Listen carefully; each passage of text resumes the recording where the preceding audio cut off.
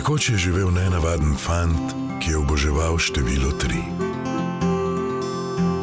Ni bil popoln, a imel je veliko srce. Pustolovščine so ga spremljale in prijatelji tudi.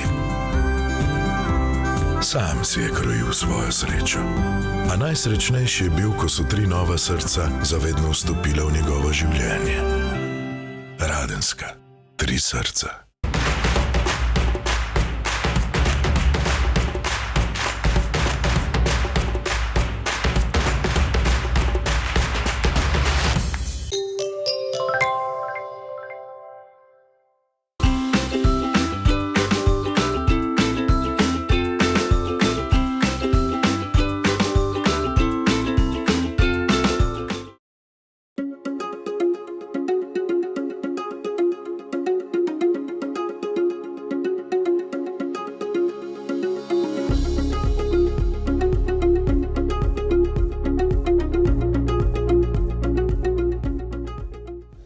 Ich kann hier beginnen mit unserer Geschichte. Die Stadt Bad Radkersburg hat eine mehr als 700 Jahre alte Geschichte. Na tem mestu lahko začnemo z zgodovino.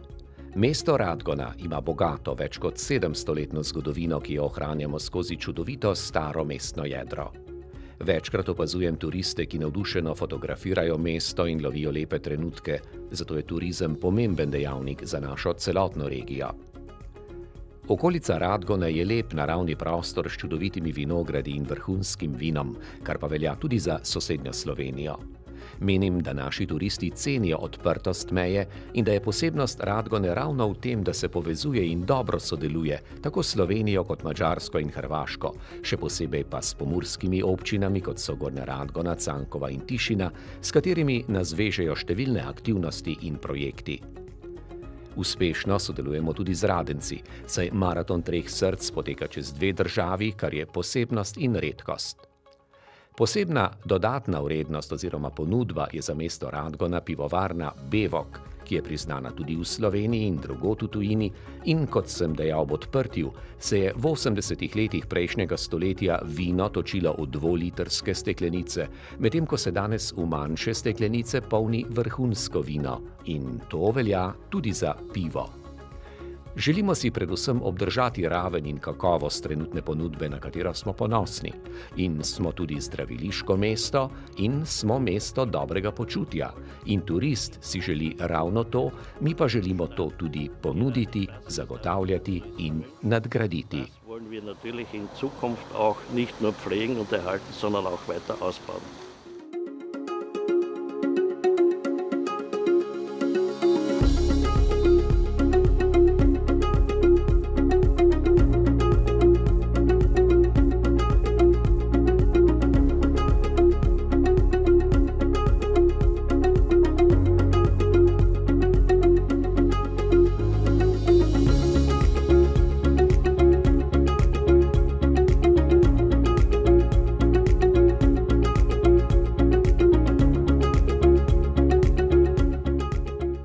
Der Tourismusverband Region Bad Radkersburg besteht einmal aus 4 Orten. Das ist Bad Radkersburg, Halbenrein.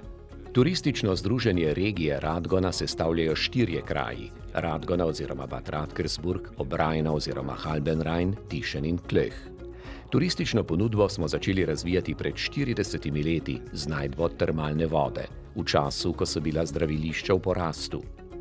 Turistično združenje Radgona je 4. največje združenje v regiji Štajerska in letno privabi 130 000 gostov, ustvarimo pa okoli 600 000 nočitev. Pri nas stavimo predvsem na kolesarjenje, toplice, pohodništvo, wellness, veliko pozornost namenjamo tudi zdravju. Kot kolesarska regija smo si že pred leti ustvarili velik ugled, kolesarske poti pa razširili tudi čez mejo v Slovenijo, na Madžarsko in Hrvaško. Ker ležimo, kot pravimo, na sončni strani Avstrije, imamo zelo ugodno podnebje. Povprečna letna temperatura je 6 stopinj višja kot v drugih regijah.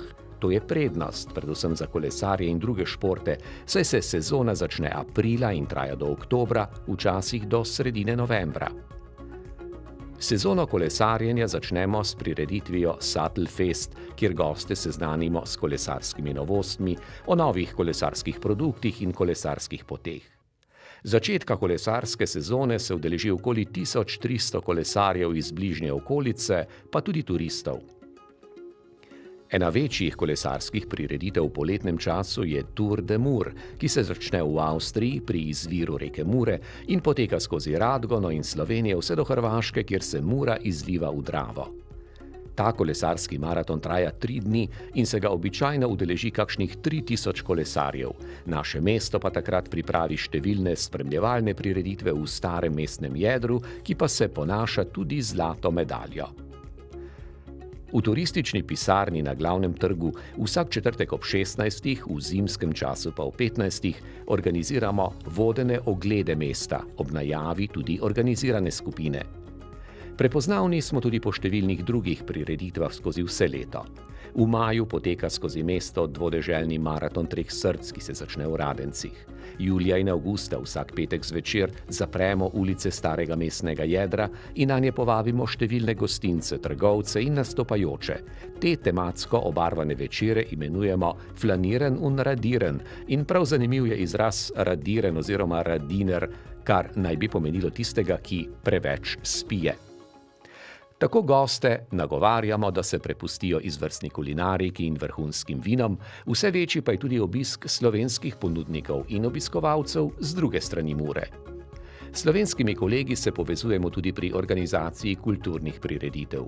V oktobru poteka festival Jazz Liebe, v zimskem času v prireditvenem centru Cenerhaus organiziramo kabarete, na Glavnem trgu v decembru adventni sejem, pa še toplice Park Terme Bad Radkersburg so bile letos najboljše ocenjene toplice, na kar smo zelo ponosni. Ponašamo pa se tudi z novo zimsko riviero in zdravstvenim centrom.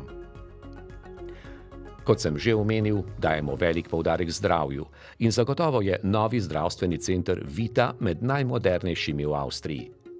Termalna voda je znana predvsem po številnih mineralih in po tem, da na površino iz globine 2000 metrov z 80 stopinjami Celzija privre sama. Ugodno vpliva predvsem na gibala in ima kar 8-kratni učinek glede na vrednost mineralov. Regija Radgona pa je prepoznavna tudi po kulinariki in vinu, zato je pri nas jeseni še posebno pestra. Imamo številne prireditve, kot so Mundart, ključni pridelki naše regije, buče, hren in fižol keber, praznik buč v septembru, predvsem pa je pestro septembra in oktobra na Klöhu in v Tišnu, kjer potekajo številne vinske prireditve. Vsakih 5 let pa organiziramo največjo vinsko prireditev Weinzerumzug, ki bo spet leta 2018. V upanju, da sem vam vsaj malo pričaral našo turistično ponudbo in prireditve skozi vse leto, vas vabim k nam v našo regijo na prireditve. Veselim se sodelovanja s sosednjo Slovenijo in verjamem, da bomo še uspešnejši, če bomo tako nadaljevali. Werden wir noch enger zusammenwachsen und in den nächsten Jahren noch erfolgreicher sein.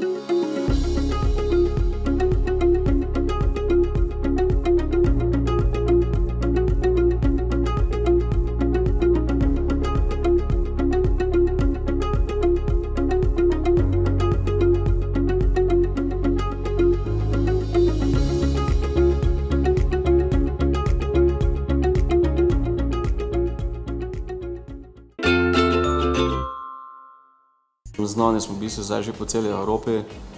Vsi, ki malo več vejo craft pivo, o tem obrtniškem pivovarstvu, so sigurno slišali že za našo pivovarno.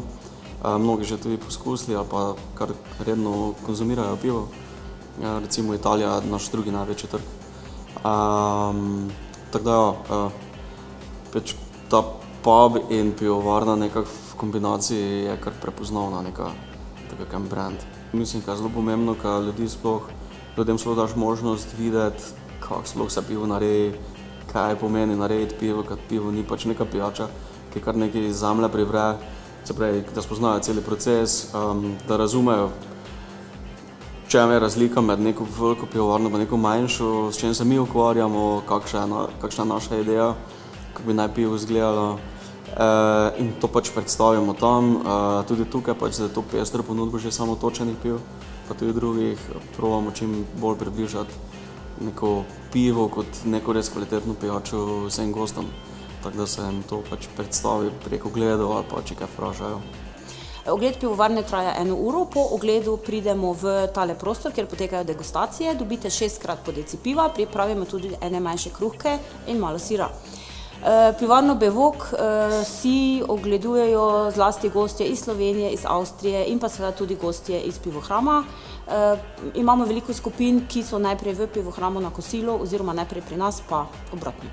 V okviru ogleda si ogledamo dejansko 5 prostorov, skladišče za slad, potem osrednji prostor, kjer varimo, potem fermentacijsko dvorano, polnilnico in pa potem še en prostor je, kjer razlagamo podrobneje o naših pivih.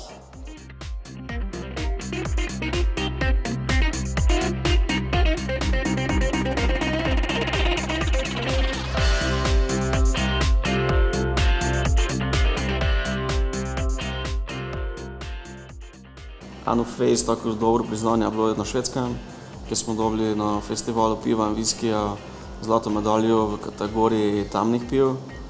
Pa kaj je resno fejst veliki dosežek, bila je cela evropska smetana tam. Na Red Beeru, to je največji portal za ocenjevanje piva. Ko smo začeli 2013, bili proglašeni za 3. najboljšo pivovarno na svetu izmed 2700 novih malih pivovarn.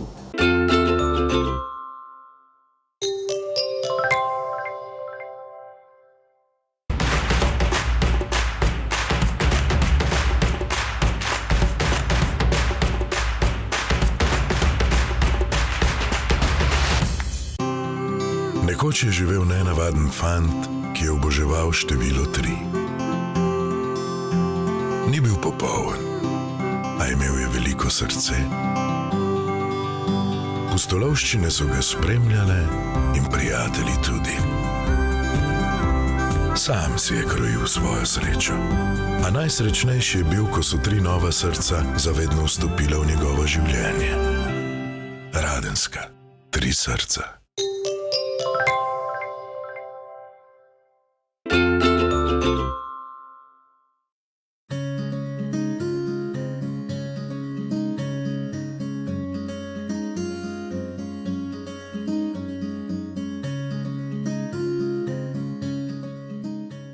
Kulturno društvo Člen 7 za Avstrijsko-Štajersko je leta 1995 kupilo to hišo. Z sredstvi iz Avstrije in Slovenije se je prenovilo to staro kmečko hišo in od leta 1998 je to kulturni dom štajerskih Slovencev oziroma Štajersko-slovenska kulturna iniciativa. Imamo približno 4 razstave na leto, potem poteka tu tudi tečaj slovenščine, tu nastopa in vadi tudi naš dvojezični zbor, potem pa imamo tudi manjše dogodke, kot tu in tam kakšno predavanje ali pa kak literarni večer.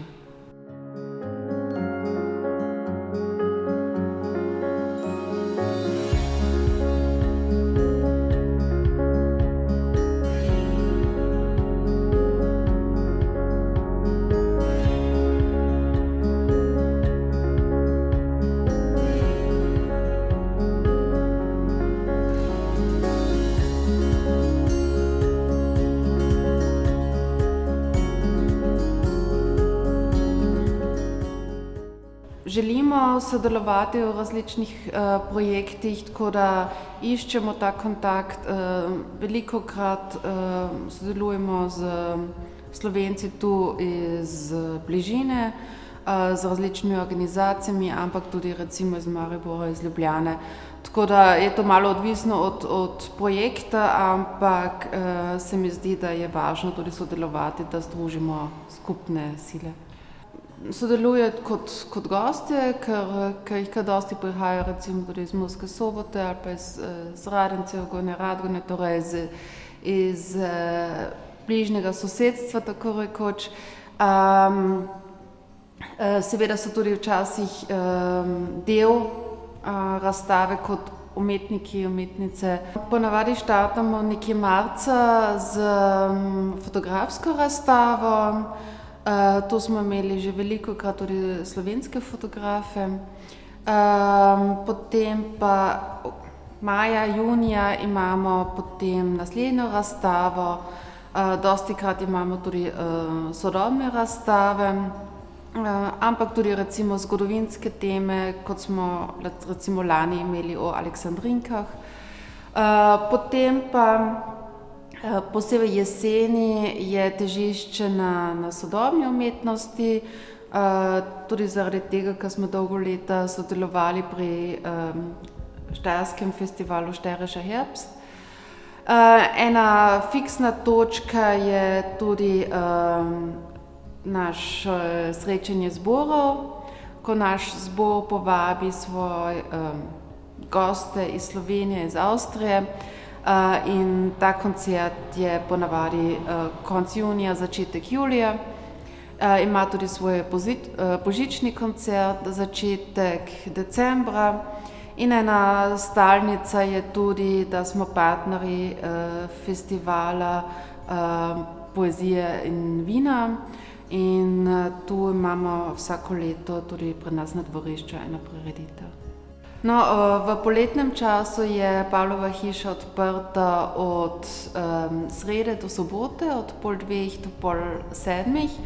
V zimskem času, torej od konca oktobra naprej, od 12 do 5.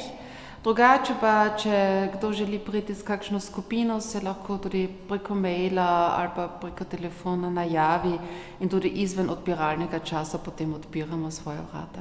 V Gradcu imamo dvojezične literarne večere v sklopu Slovenske čitalnice, ki je v Štajerski deželni knjižnici. Potem v sodelovanju z Werkram teatrom imamo tudi literarne večere. Potem za otroke, ki hodijo k pouku materinščine, organiziramo tudi lutkovno gledališče.